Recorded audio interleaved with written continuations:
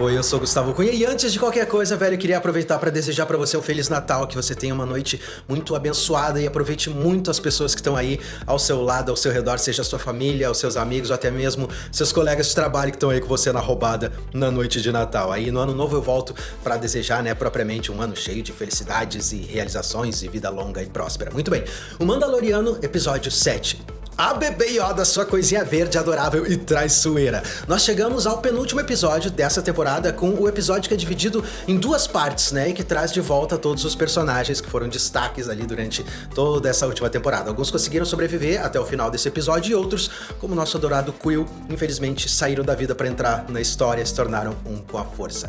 A gente inicia esse episódio com o Greef Karga vindo barganhar com o Mando. Em troca de um Mandaloriano matar o seu cliente lá do primeiro episódio, né, o Werner Herzog, provavelmente o mais importante cineasta vivo da atualidade, que tá fazendo uma ponta nessa série, e que de alguma forma trouxe mais Stormtroopers esfarrapados pra Nevarro, o Greef limparia ali o nome do Mando e ainda deixaria ele ficar com o bebê Yoda na boa, tranquilamente. É claro que na hora você deve ter sentido o cheiro, né? O cheiro da roubada. Como diria o Almirante Ekbar, é uma armadilha! O Greef colocou na mesa uma armadilha tradicionalíssima, preparada com todos os ingredientes mais clássicos e tradicionais da galáxia. No primeiro momento você pode pensar como é que um cara tarimbado como o Mandaloriano, né, não perceberia que isso é uma armadilha. Mas a gente tem que entender o lado dele, né? Ele agora tem o papel de pai ou de tutor, então ele tem que pensar em primeiro lugar no bem-estar da criança, do bebê Yoda. Mesmo que exista menos de 10% de chances de essa proposta não ser uma armadilha, vale a pena arriscar para garantir o futuro do bebê Yoda. Além disso, esse episódio não ia ter graça nenhuma se ele não aceitasse a proposta. Mas como ele não é bobo, o Mandaloriano vai buscar ajuda da nossa queridíssima Cara Dune, que eu tava torcendo pra ver de novo, cara, porque eu acho ela simplesmente demais. Se você notou, esse cara com quem ela tá lutando ali, né, nessa primeira cena, é um Zabrak, que é a espécie do Darth Maul, o Sith que matou o mestre do Obi-Wan Kenobi lá no episódio 1 dos filmes do cinema. Se você tá se perguntando por que esse cara não tem a mesma pele vermelha, né, e as tatuagens no rosto, isso acontece porque a raça dos Zabrak tem várias subespécies que se diferenciam, né, pelo padrão de cor da pele, pelos costumes e também pela forma como os chifres se distribuem na cabeça. Depois de vencer o Zabrak em uma versão Star Wars daquela luta do clipe do Michael Jackson de Beat It, a Cara vai com o Mando, né, como uma surpresa, um plano de contingência pro caso de Greef Karga bancar o traíra, né? Pelo jeito, assim como eu, o Mandaloriano segue a filosofia de vida do Humberto Gessinger.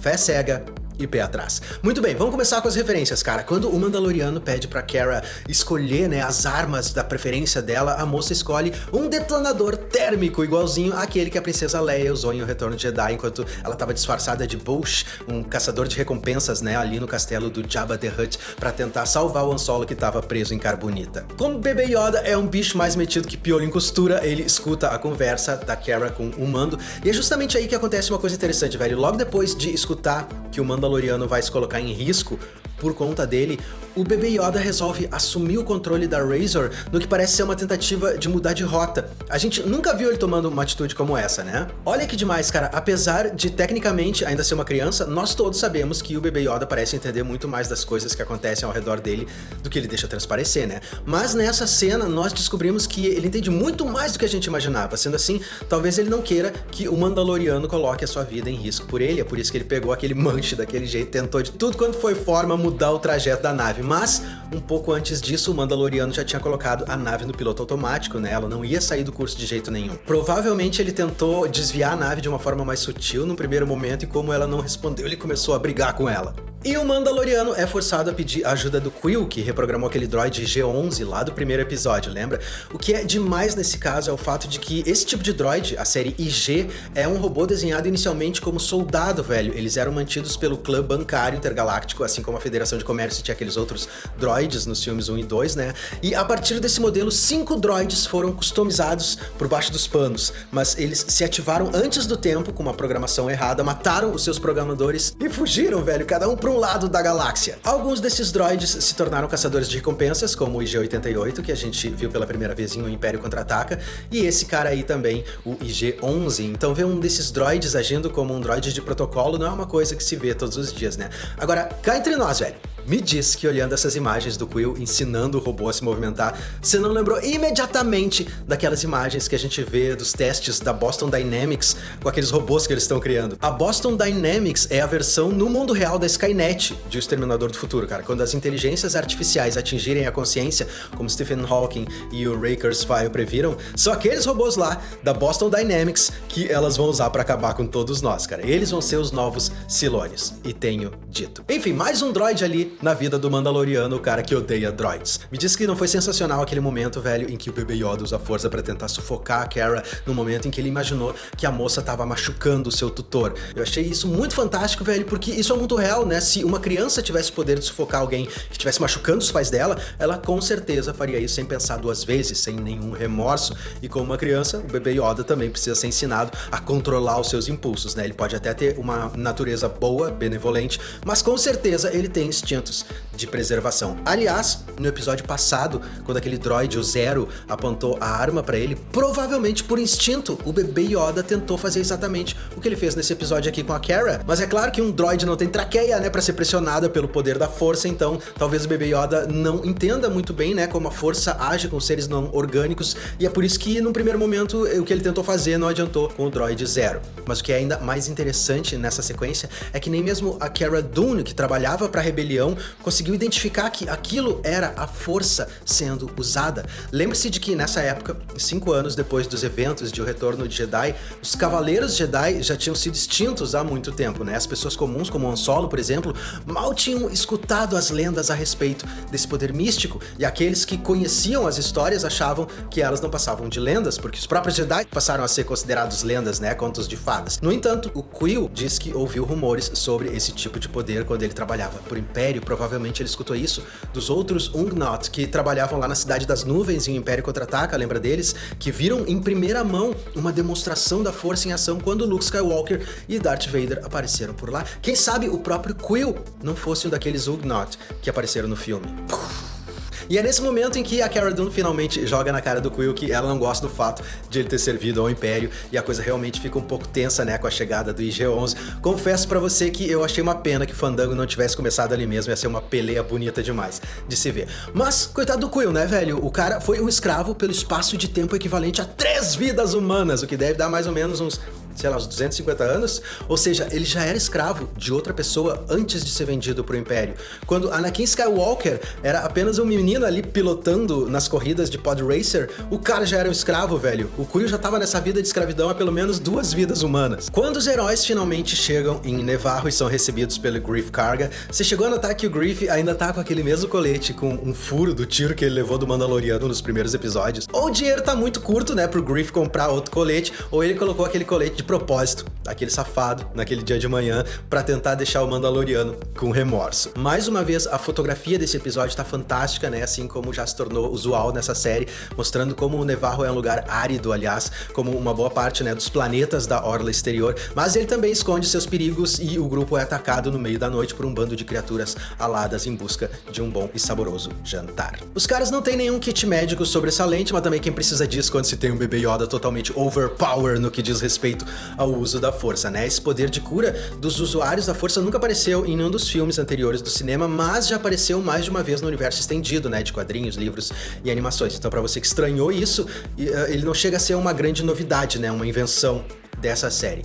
Embora tenha aparecido posteriormente ao episódio 1, né? Do contrário, o Obi-Wan Kenobi poderia ter curado Qui-Gon Jinn quando ele foi ferido mortalmente pelo Darth Maul. Depois disso, Greef Karga resolve trair os pistoleiros com quem ele combinou anteriormente de trair o Mandaloriano, e o novo plano é exatamente o mesmo que o Luke Skywalker e o Han Solo usaram numa Nova Esperança, fazendo Chewbacca de prisioneiro, lembra? Pra conseguir entrar no lugar que eles desejavam. O mais interessante é que a Cara Dune escondeu as tatuagens do braço, né? Pra não dar na vista que ela era uma paraquedista da República, mas continua o tempo todo com aquela tatuagem no rosto que é nada menos do que o emblema da República. Literalmente, a verdade tá estampada no rosto da mulher. Logo na entrada da cidade, nós vemos 2 Stormtroopers com speeder bikes, né, iguais àquelas de O Retorno de Jedi. Naquele momento, inclusive, que os troopers vão atrás do Quill, né, os caras fizeram uma referência a uma das cenas da perseguição de O Retorno de Jedi, né, quando os caras aceleram ali as bikes. Nós somos apresentados a um novo personagem, que é o verdadeiro cliente por trás do personagem do Werner Herzog, um camarada chamado Moff Gideon.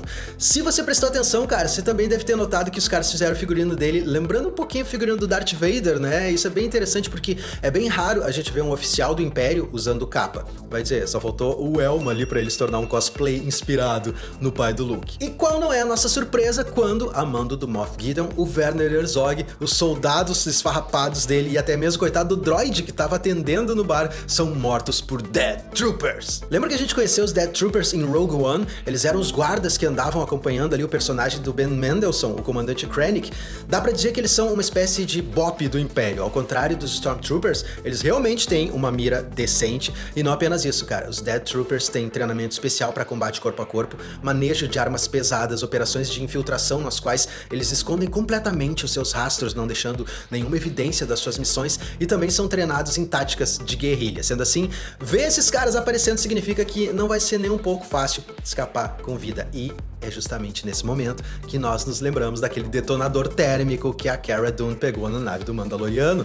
Você quer apostar quanto, velho? Que na primeira cena do próximo episódio a gente vai ver aquele detonador voando pro meio dos Stormtroopers. E por falar em Stormtroopers, né, você notou que aquele pelotão que chegou logo depois do ataque dos atiradores de elite é um pelotão totalmente funcional de Stormtroopers. Não só aqueles Stormtroopers chinelões ali que estavam ali protegendo o Werner Herzog, né, em troca de pagamento ou talvez até de comida. Esses são Stormtroopers com as armaduras branquinhas e totalmente leais ao Império. Provavelmente eles pertencem a um grupo ainda maior, que pode até mesmo ter um destroyer estelar ainda em funcionamento ali em órbita. Isso, aliás, faria todo sentido, né? Porque Moff, de Moff Gideon, é o título dado ao governador nomeado pelo Imperador para um setor inteiro da galáxia, velho. Esse tipo de gente não anda com meia dúzia de soldados por aí. Se tem um Moff comandando as coisas, inclusive com seus próprios Dead Troopers, pode ter certeza, velho, que em órbita deve existir no mínimo um destroyer estelar esperando para entrar na peleia. Moff Gideon chega fazendo um pose totalmente estiloso, né, em um TIE Fighter. Aliás, é a primeira vez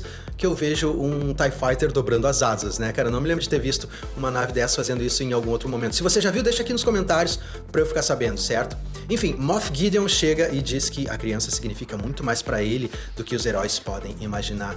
Não se preocupe que eu não vou dar nenhum spoiler aqui, certo? Mas será que isso poderia ter alguma coisa a ver com os eventos do último filme de Star Wars, Ascensão Skywalker? Provavelmente a gente descubra isso no próximo episódio, né? Se os caras forem espertos, eles realmente vão fazer um link na série para chamar a atenção do público pro filme. Aliás, se você já assistiu o filme, eu fiz o review dele, né? Vou deixar aqui em cima o vídeo nos cards para você assistir depois, certo? Seguindo, nós vemos que os Stormtroopers que saíram nos speeder bikes, né, alcançaram seu objetivo. Quill, nosso querido, morreu e realmente não entendi por que diabos aquele droid imprestável IG-11, que foi modificado para servir e proteger, não protegeu ninguém. Por um momento eu realmente pensei que ele fosse descer pela rampa da Razor, né, e fosse dar fim àqueles troopers honrando o prefixo IG que ele carrega, mas isso é até um ponto pra série porque eles optaram por não fazer o previsível, né, isso é o que todo mundo, inclusive eu, esperava que o robô fizesse. Pode ser que no próximo episódio, depois que a Cara tiver jogado ali o seu detonador térmico no meio dos Stormtroopers, esse droid imprestável apareça voando com a Razor Crest pra salvar o dia e quem sabe, né, mudar a opinião do Mandaloriano sobre os droids. Esse episódio foi dirigido pela Deborah Shaw, que é um dos pilotos dos X-Wings que nós vimos no episódio passado, ao lado do produtor e diretor Dave Filoni e do diretor Rick Famuyiwa. Tá, velho, coisas que ficaram pra serem respondidas no próximo episódio. Nós ainda não tivemos uma resposta concreta sobre quem poderia ser aquela figura misteriosa em Tatooine, e também não tivemos mais nenhuma aparição do Dr. Pershing.